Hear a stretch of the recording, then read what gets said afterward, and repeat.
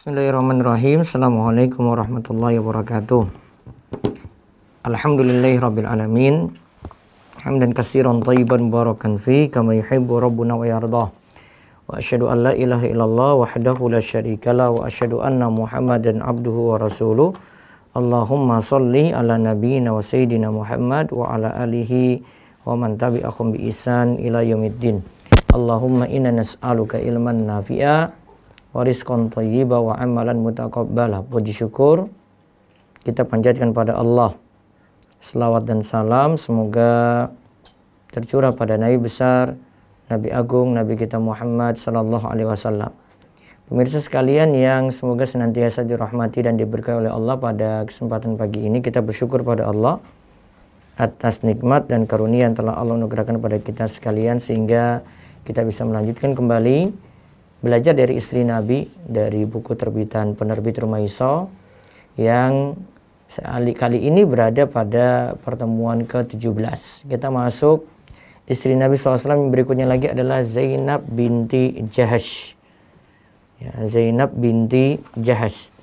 Kita telah bahas Khadijah binti Khuwailid 1, Saudah binti Zam'ah 2, Aisyah binti Abu Bakar 3, Hafsah binti Umar 4, Zainab binti Khuzaimah 5, Ummu Salamah Hindun binti Abi Umayyah 6. Kemudian yang sekarang istri yang ke-7 yang kita kaji yaitu Zainab binti Jahash. Kita akan lihat secara umum, kemudian lihat keutamaan dari Zainab binti Jahash. Monggo dibaca. Zainab binti Jahash, nama aslinya adalah Barrah. Lantas Rasulullah Shallallahu Alaihi Wasallam memberinya nama Zainab. Nama kunyahnya adalah Ummul Hakam. Ibu dari Zainab adalah Umayyah binti Abdul Muthalib bin Hashim bin Abdul Manaf bin Qusay. Ibunya berarti bibi Nabi Shallallahu Alaihi Wasallam dari jalur bapak Nabi. Kita simpulkan berarti Zainab binti Jahash masih berhubungan kerabat dengan Nabi Shallallahu Alaihi Wasallam, yaitu sebagai sepupu beliau. Nah, nama aslinya adalah Barrah. Lantas Rasulullah SAW itu memberinya nama Zainab. Nama kunyahnya adalah Ummul Hakam. Ini nama kunyah ya, Ummul Hakam. Ibu dari Zainab adalah Umayyah binti Abdul Muttalib. Umayyah binti Abdul Muttalib berarti masih saudara dengan bapak Nabi Shallallahu Alaihi Wasallam. Bin Hashim bin Abdul Manaf bin Qusay. Berarti ibunya Zainab itu bibi Nabi Shallallahu Alaihi Wasallam. Ibunya Zainab itu bibi Nabi Sallallahu Alaihi Wasallam dari jalur bapak Nabi. Nah, kita simpulkan berarti Zainab binti Jahash memiliki hubungan dekat dengan Nabi SAW, yaitu sebagai sepupu beliau. Tapi masih sepupu nggak langsung ya. Ya, ini masih sepupu, maaf, ini sepupu langsung malah. Ini Nabi SAW, bapaknya Abdullah, kemudian Zainab ini ibunya Umayyah, ya, jadi ini sepupu langsung karena sama-sama kakeknya Abdul Muttalib. Berarti ini jadi dalil bolehnya menikahi sepupu.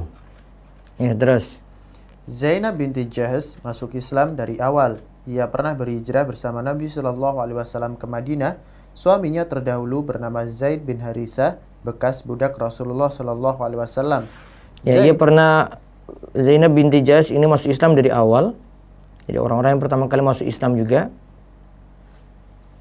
Ia berhijrah bersama Nabi SAW ke Madinah. Suaminya dahulu itu Zaid bin Harithah, bekas budak Rasulullah SAW. Terus Zaid menalak Zainab dan setelah masa iddahnya selesai, Nabi Shallallahu Alaihi Wasallam menikahi Zainab. Nah, di sini jadi pelajaran juga kalau wanita yang ditalak ini belum tentu ya tidak mendapatkan yang lebih baik ya. Zaid itu menalak Zainab, ternyata Zainab dinikahi oleh Nabi Shallallahu Alaihi Wasallam setelah masa iddahnya. Terus umur Zainab ketika dinikahi Nabi Shallallahu Alaihi Wasallam adalah 53 tahun. Ya, 53 tahun.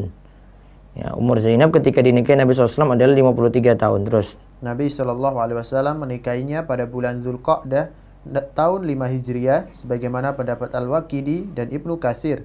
Kebanyakan ulama berpendapat bahwa Zainab binti Jahash meninggal dunia pada tahun 20 Hijriah.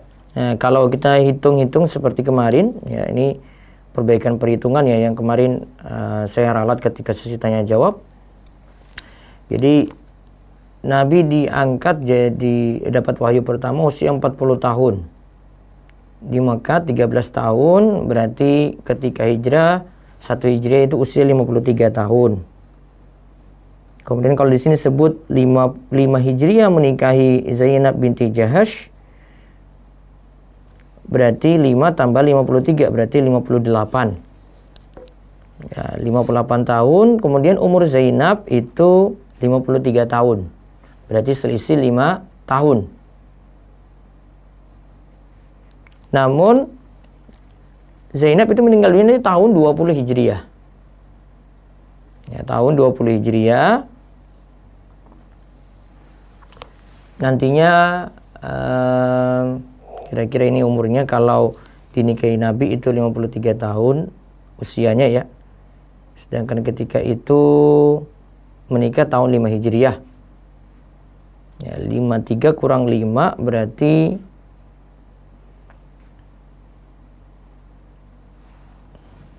48. Ya, 48 usia si Zainab ya ketika 1 Hijriah ya. 48 tambah 20 berarti 68. Ya, 68 umurnya ketika meninggal dunia. Kira-kira seperti itu. Nah, jadi ini ada beberapa poin ya dari penjelasan pertama ini. Jadi Zainab ini yang masuk Islam awal-awal. Terus dia ikut hijrah bersama Nabi SAW ke Madinah. Tapi ketika itu awalnya suami Zainab itu adalah Zainab binti Jahash ini adalah Zaid bin Haritha. Kemudian Zaid itu menalaknya. Lantas setelah selesai masa iddah, jadi tidak boleh pada masa iddah ya. Masa ini iddah ini masa untuk menunggu. Ini tergantung keadaan si wanita. Kalau dia masih mengalami haid, kemudian ditalak ketika masih mengalami haid tadi, maksudnya dia masih haidnya masih ada, tapi ditalaknya ketika suci. Dia masih mengalami haid tapi ditalak ketika suci, maka nanti hitungannya bisa 3 kali suci atau 3 kali haid. Tergantung memilih pendapat ulama yang mana ya, 3 kali haid atau 3 kali suci. Kemudian ada juga wanita yang mengalami masa iddah karena ditinggal mati suami. Maka masa iddahnya sekaligus masa ihdat berkabung 4 bulan 10 hari. Ada yang ditalak ketika hamil, maka masa iddahnya adalah sampai ia melahirkan. Ada yang sudah tidak mengalami haid lagi. Masa iddahnya itu salah satu asyhur, selama 3 bulan. 3 bulan sini patokannya adalah bulan Hijriah. Jadi tidak boleh wanita itu dinikahi pada masa iddahnya. Masa iddah sini punya manfaat ya, diantaranya untuk membuktikan kosongnya rahim. Ya, kalau suaminya meninggal ya berarti untuk menghormati suami sebelumnya, baru dia boleh menikah lagi gitu. Tidak bercampurnya rahim dengan yang lain gitu, karena masih ada laki-laki yang sebelumnya. Maka ada maksud dari masa iddah ini.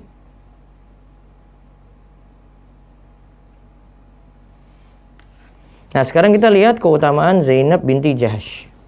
Pertama, Allah memuliakannya dengan penyebutan pernikahannya dengan Nabi Shallallahu Alaihi Wasallam setelah ditalak Zaid, sebagaimana disebut dalam ayat. Falamma qada Zaidum minha watara zawwajnakaha likay la yakuna 'alal mu'minina harajun fi azwaji adiyaihim idza qada minhunna watara wa kana amrullahi maf'ula. Maka tatkala Zaid telah mengakhiri keperluan terhadap istrinya atau menceraikannya, kami kawinkan kamu dengan dia supaya tidak ada keberatan bagi orang mukmin untuk mengawini istri-istri anak-anak angkat mereka apabila anak-anak angkat itu telah menyelesaikan keperluannya daripada istrinya, dan adalah ketetapan Allah itu pasti terjadi. Al-Ahzab ayat 37. Lihat. Zaid menceraikan istrinya, maka kami kawinkan kamu dengan dia, yaitu Nabi Muhammad itu dinikahkan dengan Zainab binti Jahash supaya tidak ada keberatan bagi orang mukmin untuk mengawinkan atau menikahkan istri-istri anak-anak angkat mereka. Ingat, Zaid itu anak angkat, ya, anak istri-istri anak angkat mereka. Apabila anak-anak angkat itu telah menyelesaikan keperluannya daripada istrinya, artinya telah cerai. Kan sudah cerai dengan anak angkatnya. Dan adalah ketetapan Allah itu pasti terjadi. Berarti di antara hikmahnya untuk membuktikan atau sebagai dalil kalau menikahi istri anak angkat yang sudah diceraikan itu masih boleh. Karena Zaid bin Harithah itu anak angkat dari Rasulullah SAW. Tapi menikahi Zainab kemudian diceraikan, ya lantas dinikahi oleh Nabi SAW. Dan itu tidak masalah.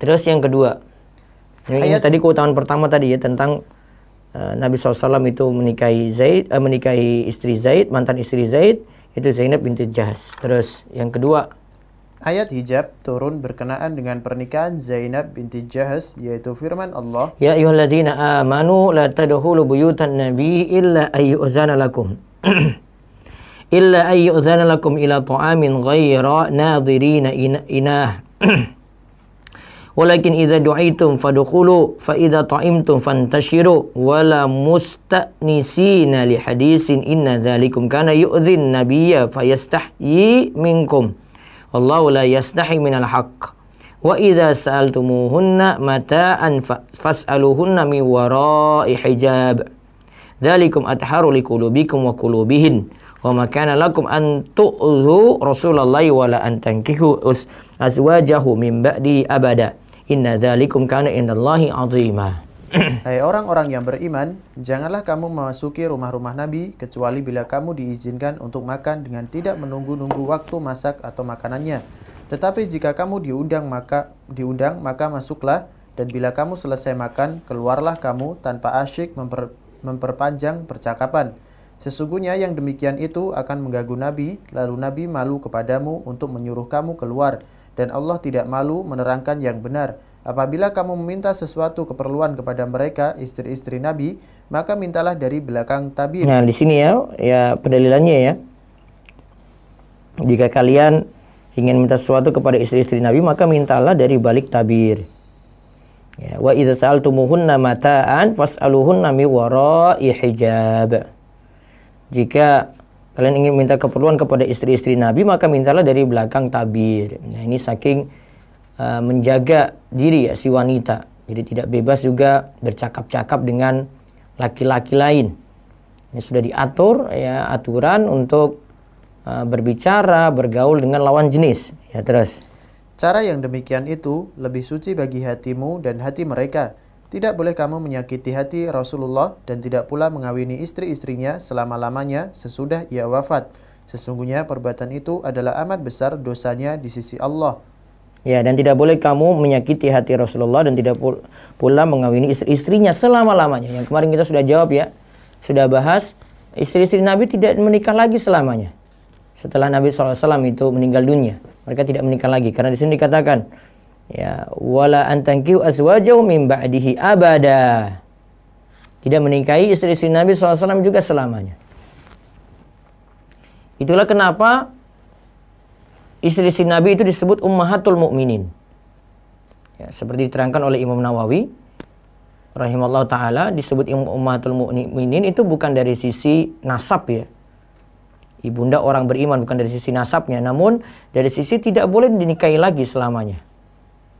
Di antara maksudnya seperti itu. Sesungguhnya perbuatan itu adalah amat besar dosanya di sisi Allah. Terus yang ketiga, keutamaan ketiga. Ia sangat mencintai Nabi Shallallahu Alaihi Wasallam dan kedudukan Zainab binti Jahash begitu mulia di sisi Nabi karena ia adalah satu-satunya istri beliau yang paling dekat dengan beliau dari sisi kekerabatan. Zainab adalah putri dari bibi Nabi Shallallahu Alaihi Wasallam, ibnatu ammatihi. Iya. Ia sangat mencintai Nabi SAW. Dan kedudukan Zainab binti Jahash begitu mulia di sisi Nabi. Jadi kalau lihat dari 11 istri yang Nabi SAW nikahi, istri yang paling dekat kekerabatannya ya Zainab binti Jahash. Karena Zainab binti Jahash ini ibnatu ammatihi. Ammah itu bibi ya, bibi tapi dari saudara ayah. Kalau ibnatu berarti putri dari bibi berarti. Putri dari bibi ya, berarti sepupu. Berarti tadi kan ibunya Umayyah dan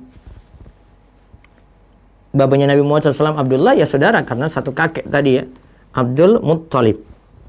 Nah, dari sini kita dapat pelajaran juga tentang bibi Rasulullah. Ada nanti coba dicek di rumaiso.com ada, wow, bahasan kami lengkap. Template baru nih rumaiso.com. Tampilannya bagus sekarang. Yang tadi bibi Rasulullah ya. Ada paman, bibi dan sepupu Nabi Muhammad ya. Jadi kalau kita lihat saudara dari ayah beliau yang laki-laki ya. Ada situ Hamzah, Al-Abbas, Abu Thalib atau nama aslinya Abdul Manaf. Maka Ali bin Abi Thalib itu dipanggil Ibnu Abdi Manaf. Ibnu Abdi Manaf karena bapaknya Abu Thalib itu nama aslinya Abdul Manaf. Terus Abu Lahab Abdul Uzza, Az-Zubair, Abdul Ka'bah, Al-Muqawwam, Dirar, Kithm, Al-Mughirah, Al-Ghaidak, Mus'ab, dan Al-Harith. Ada yang mengatakan bahwa Al-Muqawwam dan Al-Harith itu orang yang sama. Semuanya ada 12 paman. Paman beliau yang paling tua itu Al-Harith, yang paling muda Al-Abbas. Namun ketika Nabi SAW dapat wahyu yang bertemu dengan keislaman itu, ada yang menerima Islam, ada yang tidak. Yang bertemu masa keislaman itu Abu Thalib, Abu Lahab, Abu Thalib, Abu Lahab, Hamzah dan Al-Abbas. Tapi yang masuk Islam itu Hamzah dan Al-Abbas. Sedangkan bibi beliau dari saudara ayah beliau ada di situ Sofiyah Ummu Zubair bin Al-Awwam. Jadi ibunya Zubair bin Al-Awwam yang dimana Zubair ini yang dijamin masuk surga ya. Dari 10 orang yang disebut oleh Nabi SAW sekaligus. Ada Atika, Barrah, Arwa, Umaymah. Ini bisa jadi dibaca Umaymah, bisa jadi dibaca Umayyah. Ya. Terus Ummu Hakim Al-Bayda. Yang masuk Islam adalah Sofiyah. Sedangkan Atikah dan Arwa diperselisihkan keislamannya.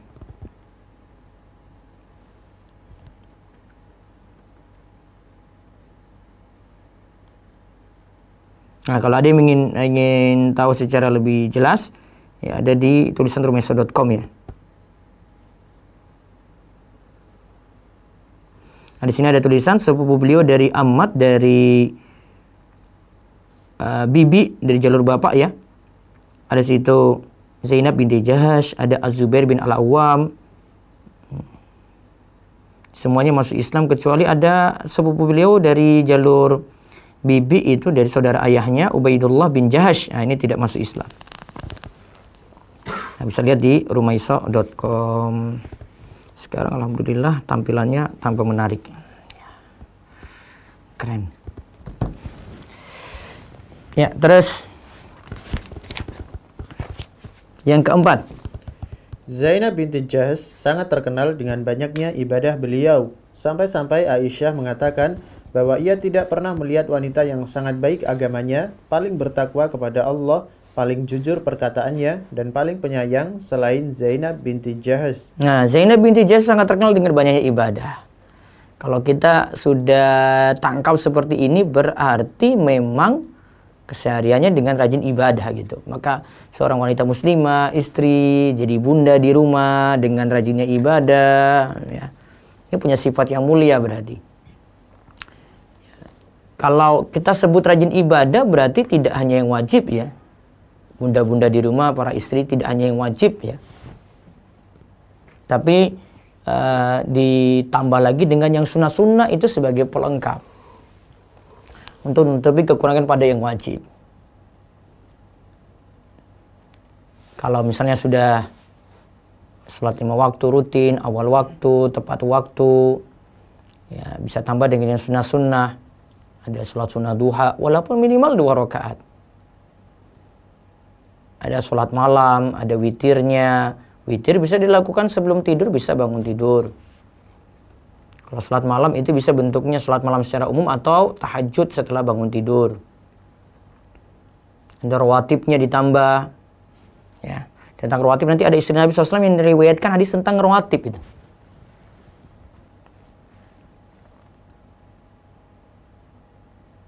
Ya, sampai Aisyah katakan apa? Ia tidak pernah melihat wanita yang sangat baik agamanya, paling bertakwa kepada Allah, paling jujur perkataannya, ya, dan paling penyayang selain Zainab binti Jahsy.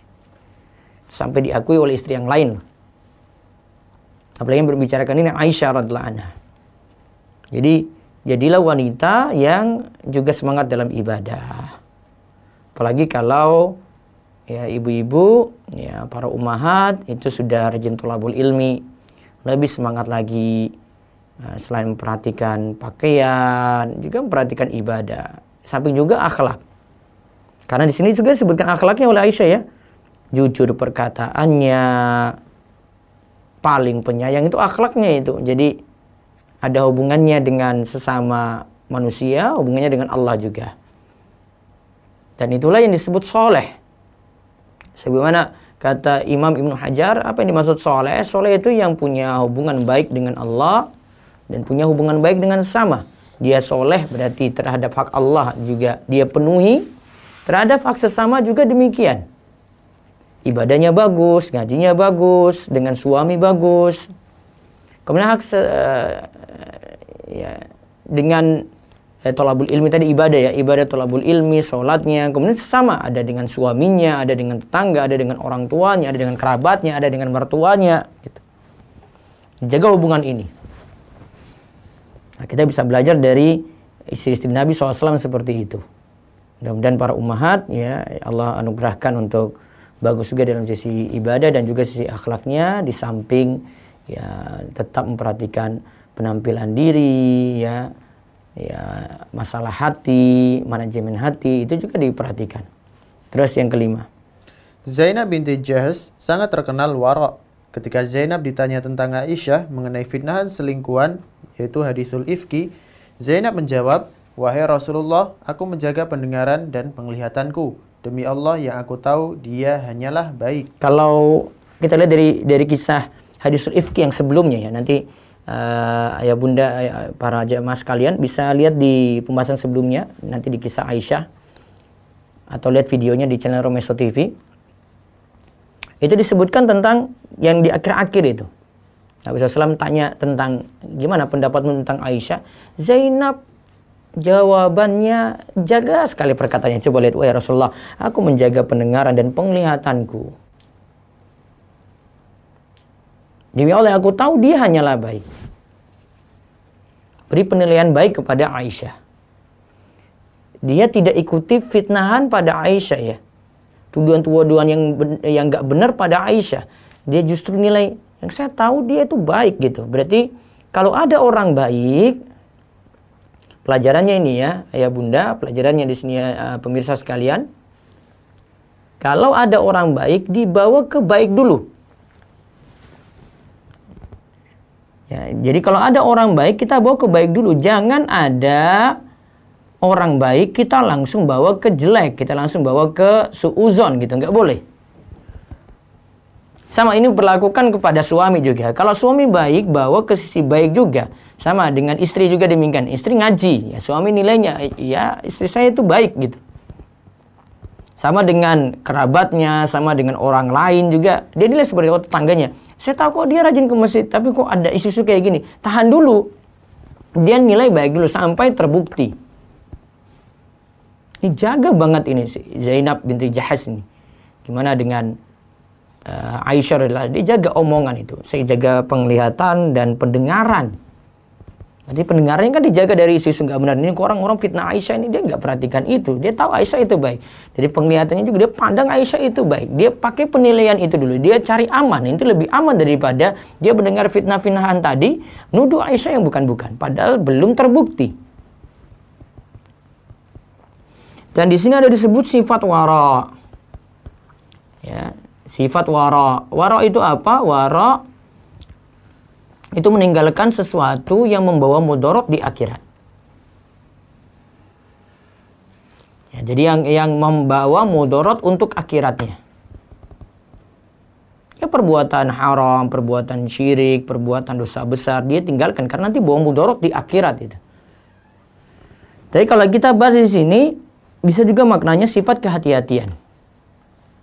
Ada juga wara' seperti disebutkan dalam hadis An-Nu'man bin Bashir. Innal halala bayyinun wa innal harama bayyinun wa bainahuma umurun mushtabihat.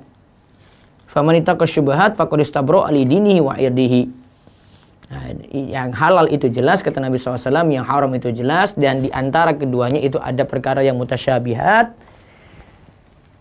Siapa yang menjaga diri dari yang syubhat tadi, yang masih samar tadi, faqad istabra li dini wa irdi, dia telah menyelamatkan dirinya dan agamanya, di agamanya dan dirinya dan kehormatan dirinya.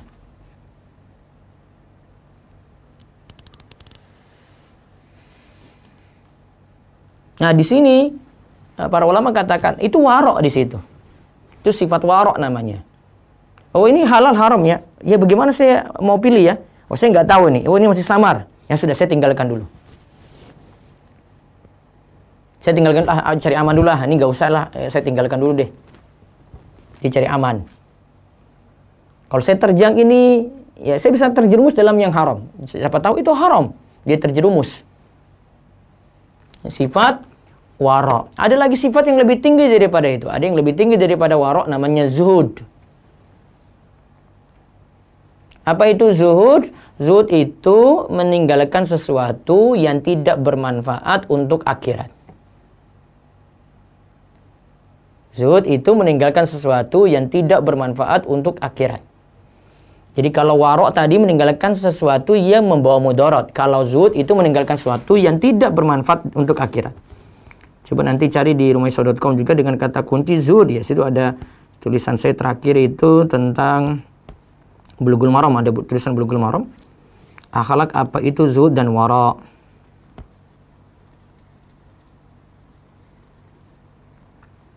Zuhud bisa kita, kalau nangkap perkataannya, kita bisa maknakan juga orang sederhana gitu. Tapi nggak selamanya orang yang kere itu zuhud gitu. Atau orang yang kaya tidak mungkin zuhud, bisa saja.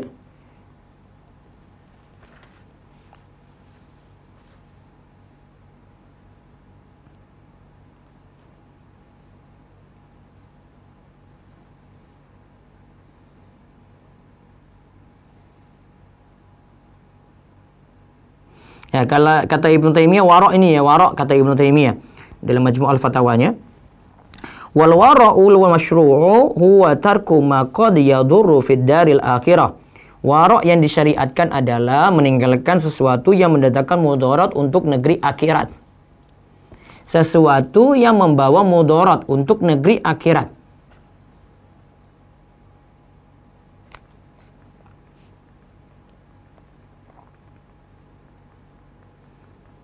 Berarti di maksud wara ini kita tinggalkan hal haram dan perkara syubhat. Karena membawa mudarat ya. Ibnu Taimiyah rahimahullah juga mengatakan annal wajibati wal mustahabbati la yasnu fiha zuhudun wala wara'un. Perkara wajib dan sunnah tidak boleh di dalamnya ada zuhud dan wara'. Saya zuhud dan wara' untuk perkara wajib atau sunnah nggak bisa. Wa amal muharramatu wal makruhatu fayaslu fiha zuhudu wal wara'u. Adapun perkara haram dan makruh, itulah baru ada zuhud dan wara'. Wa amal mubahatu fayaslu fiha zuhudu dunal wara'. Adapun perkara mubah kalau ditinggalkan, nah itu di dalamnya itu ada namanya zuhud bukan wara'. Jadi zuhud itu meninggalkan sesuatu yang tidak bermanfaat untuk akhirat. Kata Syekh Abdullah Fauzan, zuhud itu lebih tinggi daripada wara'. Wara' itu meninggalkan hal yang berdampak mudarat, sedangkan zuhud adalah meninggalkan hal yang tidak bermanfaat. Karena sesuatu yang ditinggalkan demi akhirat itu ada tiga macam. Ada sesuatu yang membawa mudarat di akhirat, sesuatu yang tidak bermanfaat, sesuatu yang tidak bermanfaat dan tidak membawa mudarat. Wara' berarti meninggalkan sesuatu yang membawa mudarat di akhirat. Zuhud itu berarti meninggalkan sesuatu yang tidak bermanfaat di akhirat. Maka tentu sesuatu yang mudarat untuk akhirat pasti ditinggalkan oleh orang yang zuhud. Maka setiap orang yang zuhud termasuk dalam wara'. Namun tidak setiap orang yang wara' itu termasuk orang yang zuhud. Ini ya, sikap wara' juga kalau ada fitnahan. Ini contohnya ya, ada fitnahan, ada isu-isu nggak benar, ditinggalkan saja. Contoh gampangnya ini, kita lagi buka-buka berita politik gitu ya misalnya. Ini fitnah, ini bicara A, ini bicara B. Kan nggak jelas tuh kalau namanya politik nih. Nanti besok tiba-tiba beritanya berubah lagi. Ya skip aja, tinggalkan aja. Oh ini sudah, apaan ini? Nggak usah terjun di dalamnya, baper dalamnya, nggak usah. Capek pikiran.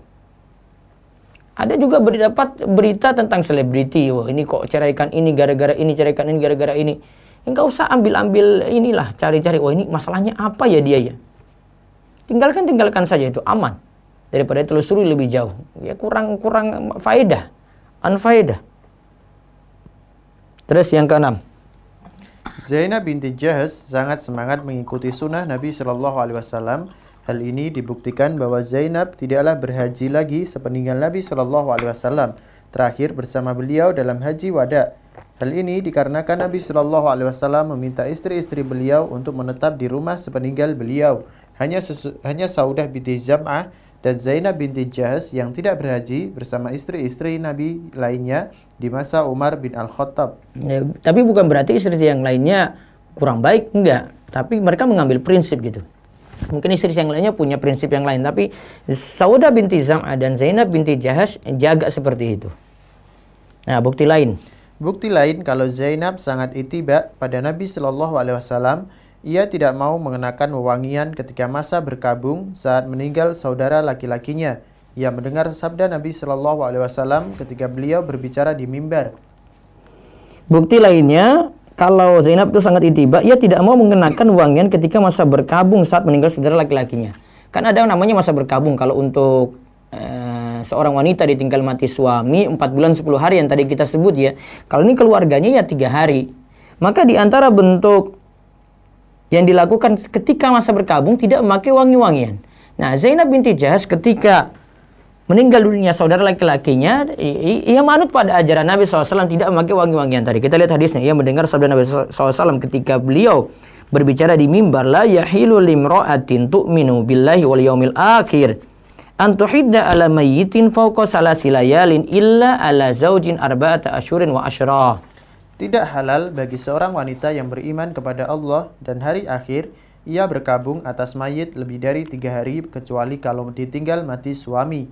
Maka berkabunglah selama 4 bulan 10 hari. Nah, 4 bulan 10 hari kalau ditinggal mati ya suami.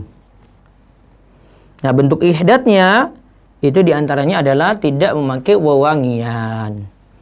Terus yang ketujuh. Zainab binti Jahsh sangat senang berinfak atau bersedekah. Setiap harta yang sampai di tangannya, ia gunakan untuk berinfak kepada lainnya. Ketika ia meninggal dunia, ia tidaklah meninggalkan 1 dirham atau dinar karena ia telah gunakan semuanya untuk bersedekah. Sampai kain kafan untuknya yang akan diberi oleh Umar, ia wasiatkan untuk disedekahkan. Ketika meninggal dunia, yang ia tinggalkan adalah rumahnya. Ini menandakan banyaknya harta yang telah beliau infakkan. Beliau disebut juga dengan ma'wal masakin, tempat kembalinya orang-orang miskin. Kalau yang kemarin yang sudah meninggal dunia lebih dahulu itu Zainab binti Khuzaimah ya, itu disebut Ummul Masakin. Kalau Zainab binti Jahsh disebut ma'wal masakin, tempat kembalinya orang-orang miskin. Jadi kalau mereka mengadu mengeluh kepada Zainab binti Jahsh, dia itu rajin infak, sedekah. Sekarang apakah boleh sedekah tanpa izin suami ya? Sedekah tanpa izin suami. Saya pernah bahas kayaknya.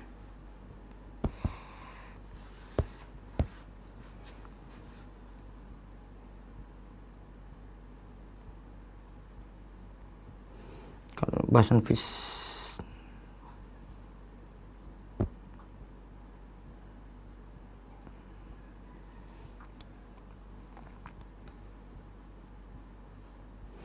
ada beberapa dalil yang sebutkan bolehnya istri itu bersedekah tanpa izin suami.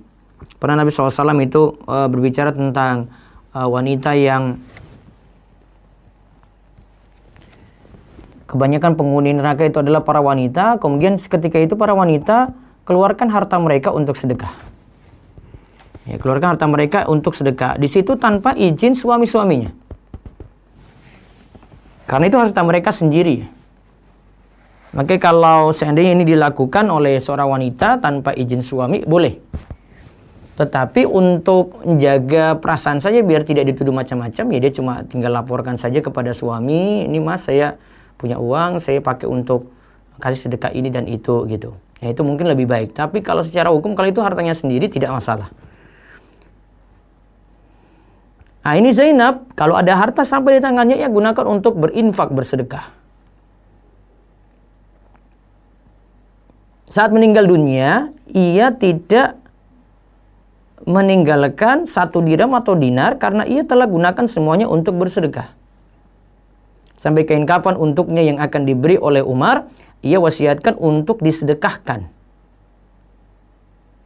Ketika meninggal dunia, yang ia tinggalkan adalah rumahnya. Ini menandakan banyaknya harta yang telah Zainab binti Jahash itu infakkan. Berarti jadi wanita juga semangat dalam sedekah, berinfak. Ya, semangat dalam bersedekah atau berinfak. Sampai-sampai tadi Zainab binti Jahash disebut apa? Disebut ma'wal masakin. Tempat kembalinya orang-orang miskin. Wallahu a'lam bishawab. Selesai pembahasan kita dari istri Nabi SAW Zainab binti Jahash yang ketujuh yang kita bahas ya. Insyaallah pada pertemuan besok Rabu pagi kita bahas istri Nabi yang lainnya yaitu Juwairiyah binti Al-Haris. Nah selanjutnya kami lanjut dengan sesi tanya jawab. Ada waktu kurang lebih 20 menit. Monggo bisa digunakan untuk bertanya. Silakan. Dari Zoom Raisen dulu. Baik Ustaz, silakan penanya pertama Ibu Rizky Nurul. Buka mic-nya. Ibu Rizky. Kalau belum siap Ibu Stella. Assalamualaikum Ustaz. Waalaikumsalam warahmatullahi wabarakatuh. Silakan. Ustadz, ini saya sebenarnya sudah pernah tanyakan ini ya di kajian Ustadz juga tentang BPJS Kesehatan. Afwan menanya di luar tema boleh ya Ustadz ya? Iya silakan. Ya kan pernah dijelaskan sama Ustadz kalau seandainya kita sudah terlanjur ikut dan sekarang sudah tahu hukumnya kan kata Ustadz harus ya dilanjutkan saja supaya nggak kena denda gitu kan ya Ustadz ya? Iya masalah prosedur sekarang ya. Iya terus? Terus kemarin saya dikasih tahu sama teman saya katanya suruh pindah aja ke yang peserta bantuan iuran yang gratis gitu katanya kan. Nah pas saya cek persyaratannya ternyata harus menggunakan surat keterangan tidak mampu gitu Ustaz. Nggak boleh. Seandainya saya nggak boleh Ustaz ya. Kalau mampu ternyata pakai surat kondisi tidak mampu nggak boleh. Iya berarti kan itu berdusta ya Ustadz ya kalau seandainya saya bikin tapi ternyata saya mampu kan. Iya. Berarti mudorotnya lebih besar yang saya buat pindah ke PBI ya Ustadz ya. Iya. Jadi saya tetap harus bayar premi aja. Bayar saja premi saja. Oh iya Ustadz. Satu lagi boleh Ustadz? Iya silakan. Kalau misalkan saya juga sudah pernah dengarkan di kajian Ustadz kalau seandainya kita membeli di barang lewat marketplace kan katanya boleh asal tidak mengambil manfaat ya Ustadz ya. Dari saldonya? Kalau misalkan iya, misalnya saya bayarnya lewat transfer sih gitu, nggak pakai e-walletnya gitu kan. Dan tidak mengambil manfaatnya, maksudnya nggak ikutan ada gratis ongkir. Tapi kalau seandainya saya kan juga kurang tahu ya regulasinya marketplace itu gimana. Cuman saya pernah dengar kalau seandainya uangnya itu katanya ditahan sama marketplace gitu. Nah pas ditahan itu kan nggak tahu sebenarnya mereka apa putar uangnya atau gimana gitu. Seandainya itu ada unsur riba di saat mereka putar uangnya, apakah kita sebagai pembeli ikut tolong menolong dalam riba gitu Ustaz? Taruhlah uangnya cuma ditahan saja. Ya, kita anggaplah uangnya tidak dipakai gitu, cuma ditahan saja ya. Tetap itu statusnya bukan menitipkan begitu saja. tetapi statusnya adalah meminjamkan. Meminjamkan kepada pihak marketplace. Dikarenakan gini, kalau nitip ya, saya nitip barang pada Bu Rizky, saya titip. Bu, saya nitip ya, saya mau ke sana sebentar dulu. Nah, maka tugas ibu pegang barang itu baik-baik. Tapi kalau seandainya gini, ibu sudah jaga terus tiba-tiba ada maling rampas barang itu, ya sudah, saya relakan. Saya yang punya barang, saya relakan itu. Itu namanya nitip, wadiah namanya. Tetapi kalau meminjamkan itu gini, Bu, ini saya pinjamkan ya, 2 juta. Jangan minta ini 2 juta saya pinjamkan. Ibu pakai, kembalikan dengan senilai 2 juta juga. Saya tidak mau tahu ibu mau bangkrut atau gimana, pokoknya 2 juta harus balik. Ya, itu namanya pinjam. Kira-kira duit ibu di marketplace itu meminjamkan atau menitipkan? Kalau menitipkan yang kasus pertama tadi, hilang ya sudah, ludes saya gitu deh. Atau pingin itu dijaga nanti tetap balik dengan yang senilai. Kalau kan ngikut, kalau di maksudnya misalkan di Shopee gitu ya misalkan Ustadz ya, kan maksudnya kan kita ada jaminan kalau seandainya uangnya akan dibalikin gitu kalau seandainya nggak dikirim sama penjual gitu kan Ustadz. Berarti itu kan akadnya jatuhnya meminjamkan ya Ustadz ya? Iya. Nah, itu selama saya kan nggak tahu gitu regulasinya mereka itu, apakah uangnya sama mereka diputar atau Ibu nggak usah ngurus yang itu. Yang penting ibu cuma tahu akadnya di situ meminjamkan kordon, bukan menitipkan wadiah. Berarti nggak apa-apa ya Ustadz ya kalau kita maksudnya membeli ke lewat marketplace dan kita nggak perlu tahu mereka gunain uangnya gimana gitu ya Ustadz ya? Ya asalnya setahu saya mereka tidak muter gitu, tapi tetap statusnya meminjamkan gitu. Oh gitu. Iya. Terima kasih Ustadz ya. Waalaikumsalam. Baik, berikutnya lagi silakan. Baik Ibu. Ya, silakan Ibu Vela.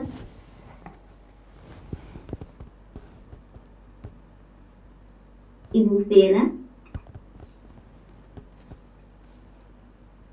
Assalamualaikum Ya, warahmatullahi silakan Bu bertanya. wabarakatuh. Ya silakan. Ustadz izin bertanya, Ya. Ana baru registrasi kuliah semester 2. Nah, di mata kuliah itu ada mata kuliah logika Ustadz. Ya. Nah, di dalamnya itu ada pengertian logika merupakan cabang filsafat yang bersifat praktis, berpangkal pada penalaran, dan sekaligus juga sebagai dasar filsafat. Ya. Oleh karena itu, untuk berfilsafat yang baik harus dilandasi dengan logika, supaya penalarannya logika dan kritik. Nah, tetapi setelah Anda baca-baca ke belakang itu, ternyata mempelajari matematika Ustadz seperti ekuivalen, proposisi konjungtif, himpunan, dan nilai kebenaran itu bagaimana ya Ustadz? Mohon pencerahannya Ustadz. Apa mata kuliahnya logika gitu? Nah, Iya. Terus logika gitu Ustadz bukunya. ya kayak filsafat sih. Mata kuliah wajib. Wajib Ustadz, karena sudah bilang ke universitasnya, apakah Anda bisa tidak mengambil ini? Itu sudah Ya, diambil gitu, Ustadz, karena sudah ya gitu. sudah diambil tapi ya Sudah terpaksa gitu Ustadz. tetap jalan pemikirannya harus dipertahankan gitu. Saya dulu pengalamannya ambil kuliah filsafat di kampus berbeda juga karena itu jadi keharusan gitu. Saya ambil semester pendek kalau nggak salah waktu itu. Tapi karena di sini nanti nyerempet ke masalah akidah, saya tetap kalau ditanya tentang masalah akidah tetap saya jawab sesuai dengan keyakinan saya gitu. Jadi dia tanya tentang Allah, tanya tentang apa gitu. Saya prinsipnya saya tetap jalankan tauhid apa pengertiannya. Saya jawab sesuai dengan yang saya ketahui itu. Saya tidak pakai istilah dosen tadi gitu. Dia mau bicara filsafat kayak gini-gini, saya nggak pengaruh. Nah, jadi konsekuensinya kalau terpaksa ngambil ya harus pertahankan dengan pemahaman yang benar gitu. Siapa tahu dosen itu punya pemikiran begini, oh anak murid saya ini dia logikanya mungkin saya tidak bisa jangkau juga karena logikanya juga berbeda mungkin dengan saya gitu. Ya pakai aja prinsip sendiri gitu. Insya Allah nggak terlalu banyak ini kok. Walaupun Cuma 1 semester. Dari matematika tetap ya. ya nanti ya mudah-mudahan nggak terlalu pengaruh ke akidah ya. Kalau memang seperti itu. Tidak menyerempet gitu. Menyerempet ke akidah, tapi rata-rata kalau filsafat ya ke akidah nanti. Nah, Ustaz. Jazakallah khairan, Ustaz. Oh iya, Kom. Baik, berikutnya lagi. Silakan Bapak Abdullah Bawazir.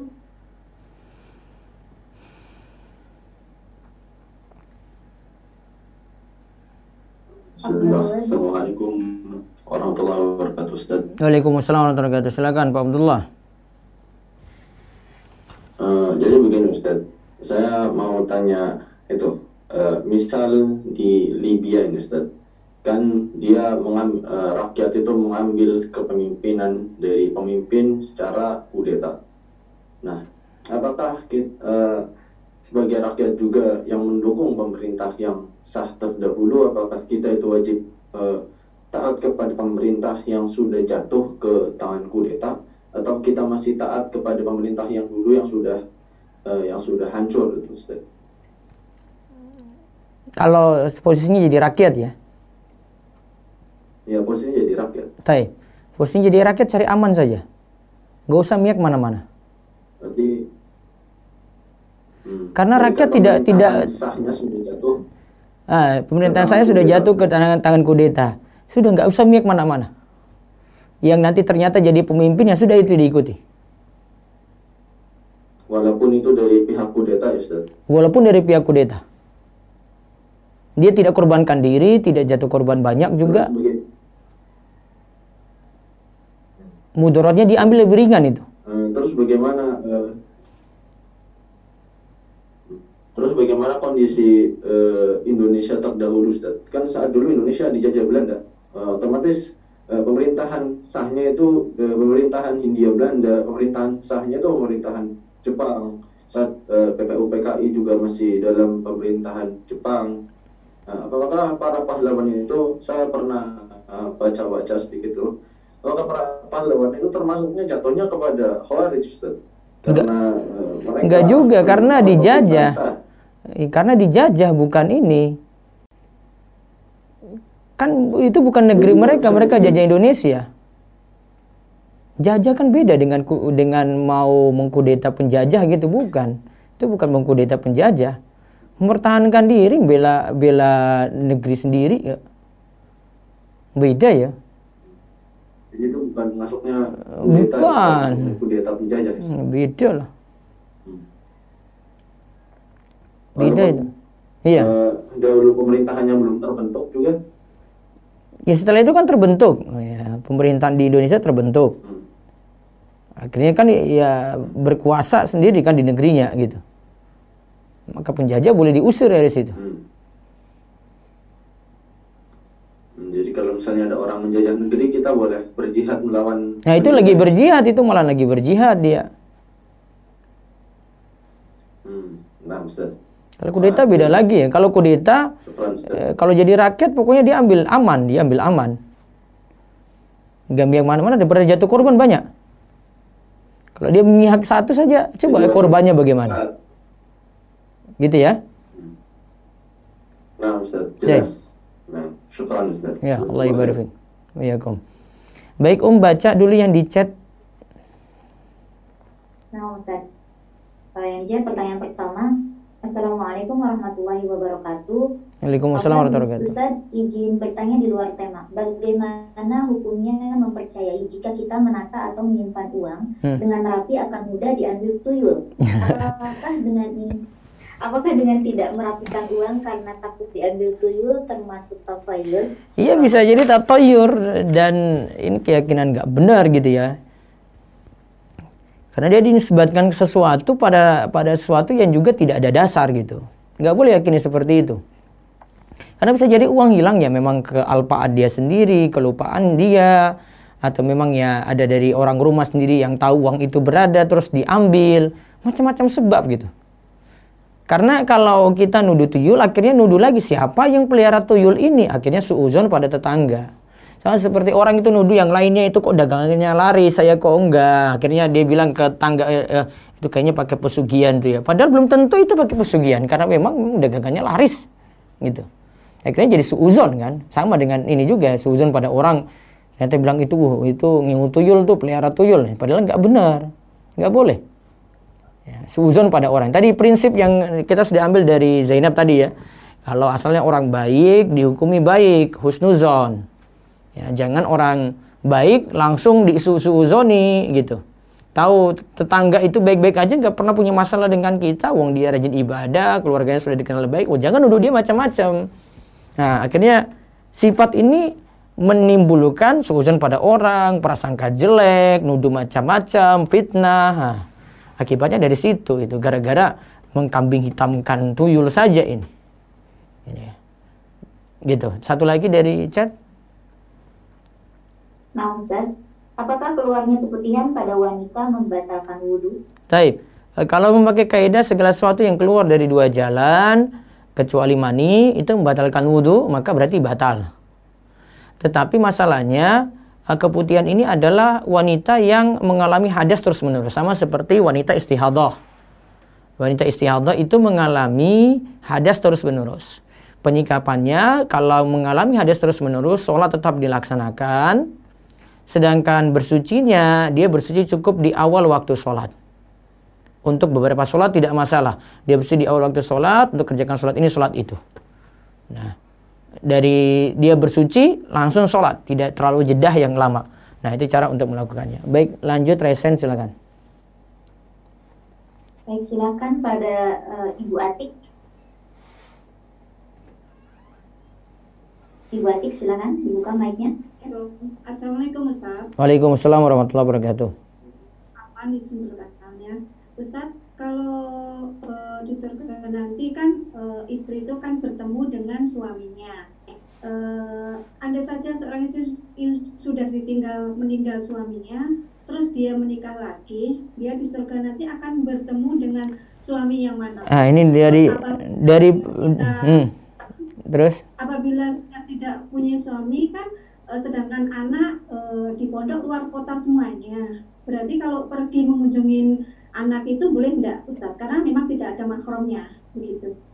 Kalau yang kedua harus dengan mahram. Kalau memang tidak ada mahram, ada saudara. Rumah di Jakarta, Jawa semuanya. Enggak ada saudara semua di Jakarta gitu, tak sendiri. Sedang anak semuanya ada di Jawa, di pondok semuanya. Gitu. Anak laki apa perempuan? Anaknya laki-laki semua. Nah, berarti bisa pulang sendiri. Kan kalau di pondok itu memang tidak setiap saat boleh pulang. Kadang kan minta ada keperluan rapat yang diundang orang tua atau memang anaknya minta ditengokin gitu. Gimana? Itulah saya belum dapat solusi untuk ini. Tidak sama sekali saudara, Ustaz. Iya, paham ini. Iya. Kalau darurat saja, kalau nggak darurat nggak boleh. Kalau darurat boleh ya, Ustaz. Kalau darurat itu kalau tidak dilakukan dapat mudarat. Iya. Itu namanya darurat. Kalau tidak ada mudarat apa-apa ya enggak, itu bukan darurat berarti. Misalnya ada keperluan mendesak, emang anaknya ibaratnya minta dijenguk sampai benar-benar nangis. Kalau darurat saja, darurat. Oh iya, oke. Ya. Terus yang pertama tadi gimana, Tat? Kita akan bertemu dengan suami yang mana? Kalau ini saya sudah ditanya berulang kali, ini saya belum bisa jawab. Oh gitu. Iya. Karena ini masalah. Satu lagi, Tat. Nanti saya perlu telusuri dalil dulu. Iya, terus. Iya. Satu lagi, Tat. Iya. Seorang teman itu kan pernah meminjam uang. Ada yang dengan ijab kabulnya itu, saya minjam uang nanti kalau rumah saya laku saya akan kembalikan. Tapi ada yang memang tidak ada ijab kabulnya, kan? Terus sampai akhirnya rumah nggak laku-laku. Rumah nggak laku-laku. Terus uang nggak dikembalikan. Ya, dia cuman kalau diminta cuman bilang gini, mohon ikhlas dan ridhonya apa yang saya pinjam. Masalahnya tidak sedikit, Tat. Banyak sekali. Nah, padahal kami sendiri juga sedang membutuhkan itu untuk biaya. Nah, itulah kenapa utang itu sudah sampai bersedekah itu seperti itu, karena bolak-balik ditagih nggak pernah balik-balik. Iya. Iya. Betul, Tat. Maka kalau kita pakai prinsip begini, Bu. Kalau pinjamin uang pada orang itu berarti sudah separuh hilang, Bu. Oh gitu. Iya. Iya, iya. Apalagi kalau orangnya seperti itu. Ini jadi pelajaran aja berikutnya. Kalau ada orang nggak pasti, itu kan nggak pasti, Bu. Rumah laku nanti dikembalikan. Iya, kapan lakunya? Benar, benar. Nah, benar. maka jangan dipinjamin.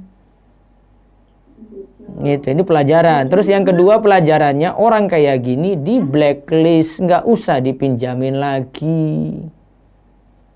Iya, nah, sejak itu emang enggak lagi. Cuman saya juga ibaratnya menagih itu belum tentu setiap bulan, 5 bulan, 6 bulan sekali. Ini kan udah 5 tahun lebih kan gitu. Sedangkan kami sekarang butuh selalu cuman mau ridho dan ikhlasnya. Begitu aja terus, Ustaz. Ada kalau ya lebih sedikit nggak masalah, ini terlalu besar sekali masalahnya. Ya tagih dengan sabar, Bu. Sabar terus. Nggak ridho, nggak ikhlas gimana dok? Iya, tagih terus berarti jangan nggak tagih. Masa ibu bilang saya nggak ridho, nggak ikhlas, tapi ya sudahlah nggak dikembalikannya, itu namanya nggak ridho. Dalam batin ibu bergejolak, sebenarnya pingin uang itu balik. Iya, betul. Gitu. Itu ya? Iya. Ya. Syukur. Oh ya, Gom. Kalau khairan. Baik, berikutnya lagi Siti Fatur Rahman. Ya, silakan Ibu Siti Fatur Rahman.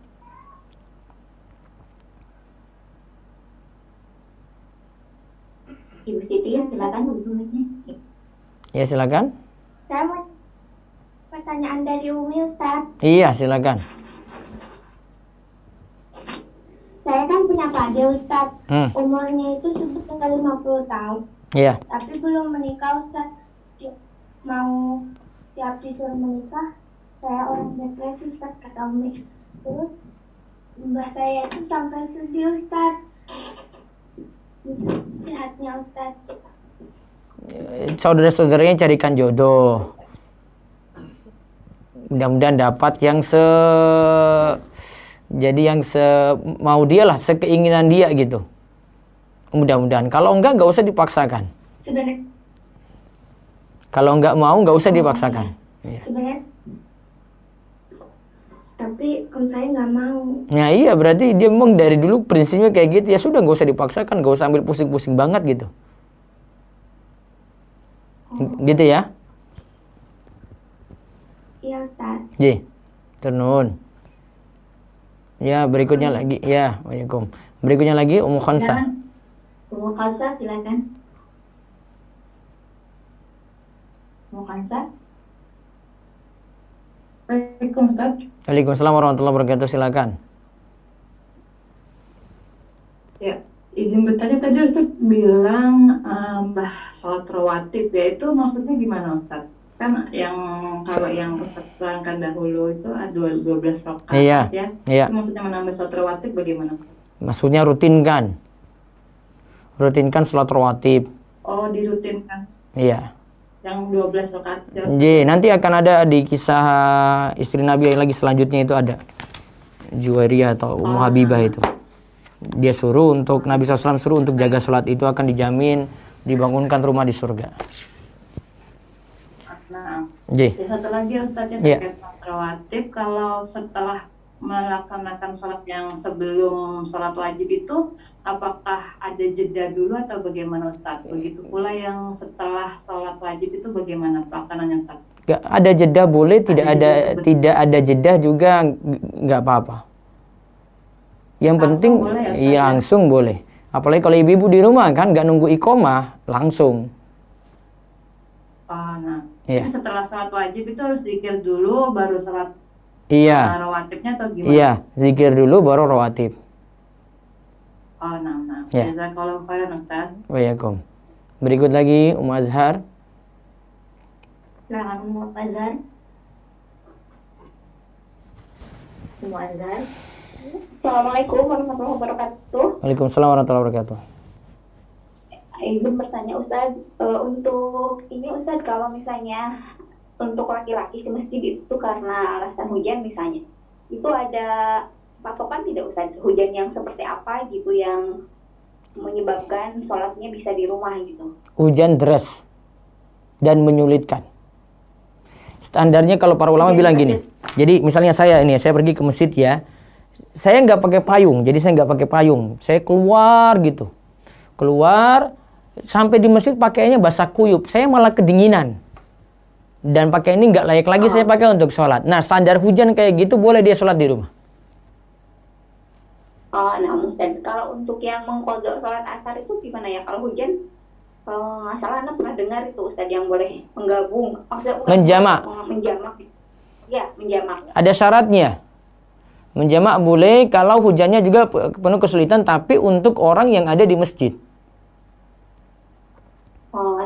Hujannya itu sifatnya jamaahnya itu rumahnya jauh, bukan nanti ke masjid cuma lompat pagar saja itu sudah bisa gitu, bukan nanti masjidnya dengan rumah itu tidak ada masalah apa-apa, artinya langsung nyambung, ini enggak.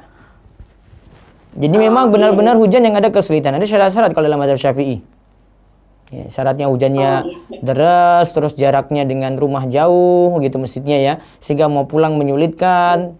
Namun kalau rata-rata kalau sekarang ini kan rumah dengan masjid itu kan dekat, maka sulit untuk jamak gitu. Baik. Oh iya, satu lagi boleh Ustaz? Iya. Ya, misalnya gini Ustaz, kalau kita panitia nih, sekarang kan lagi ada bencana misalnya ya, kita panitia mengumpulkan donasi misalnya pakaian yang layak untuk korban banjir. Kemudian kita tidak menginformasikan kepada donatur itu bahwa pakaian yang kita akan berikan itu adalah yang pakaian syar'i Ustaz.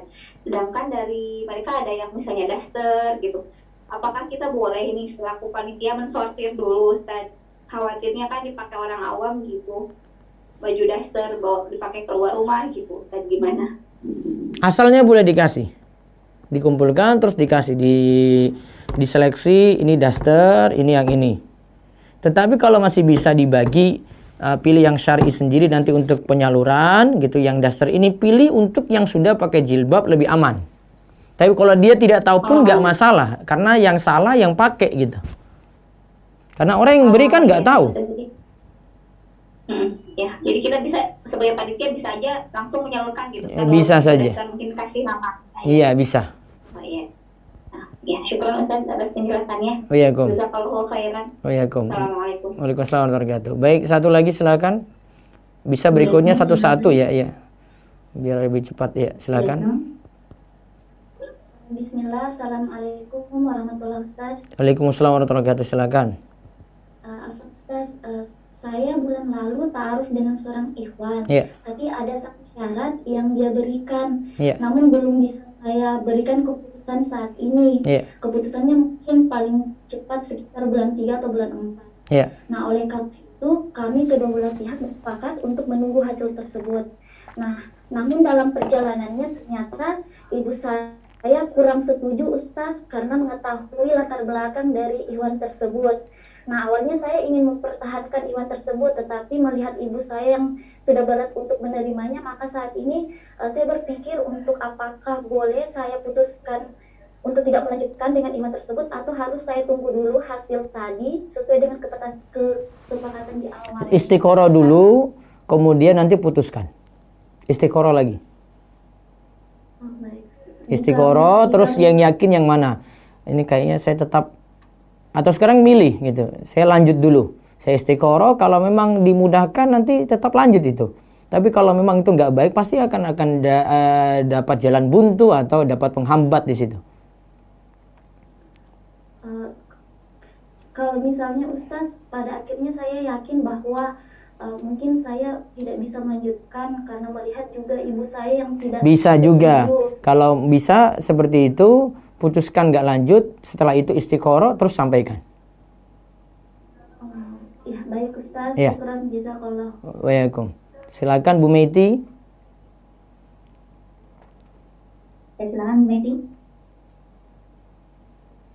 Assalamualaikum Ustaz. Waalaikumsalam warahmatullahi wabarakatuh. Mau tanya Ustaz, apakah termasuk walo atau juhud ya, misalnya Ustaz gini, yang Anda rasakan kayak misalnya sekarang mau membeli sesuatu gitu loh Ustaz, katakanlah rumah atau apa gitu, tapi dipikir-pikir Anda mikirnya ngapain gitu ngejar yang seperti itu, pengennya ditinggalkan, udah nggak fokus mikir beli yang begitu gitu, termasuknya apa ya Ustaz? itu bisa jadi zuhud. Membeli kan mubah, membeli rumah itu mubah, tapi ditinggalkan karena takut nanti ya tidak ada manfaat untuk akhirat saya, berarti ditinggalkan yang mubah tadi, berarti zuhud. Apakah boleh bersikap atau punya perasaan seperti itu, Ustaz? Atau apa sebaiknya dana ini untuk apa gitu, Ustaz? Oh, amal jariah banyak sekali, Bu. Kenapa nggak mikir rumah itu dibeli terus untuk amal jariah gitu? Kan lebih berfaedah kan? Atau berpikir ada suatu pesantren yang butuh bangun sesuatu, kasih itu seperti nilai rumah tadi gitu. Kan lebih amalannya langgeng. Jadi sekarang Bu Meti mikir gimana tinggalkan sesuatu bekas sebelum menempuh perjalanan jauh. Nah, utruk asaron qabla rahil. Saya selalu bawa ini ya, perkataan ini perkataan Syekh Muhammad Sulaiman Najid sebenarnya. Tinggalkan bekas terbaik sebelum menempuh perjalanan jauh. Nah, Ustaz. Kayaknya itu lebih berkesan gitu. Jadi ibu tinggalkan kesan apa, tinggalkan sesuatu gitu. Ya. Orang nggak mesti tahu, tetapi ibu sudah tinggalkan itu dan itu dipakai terus.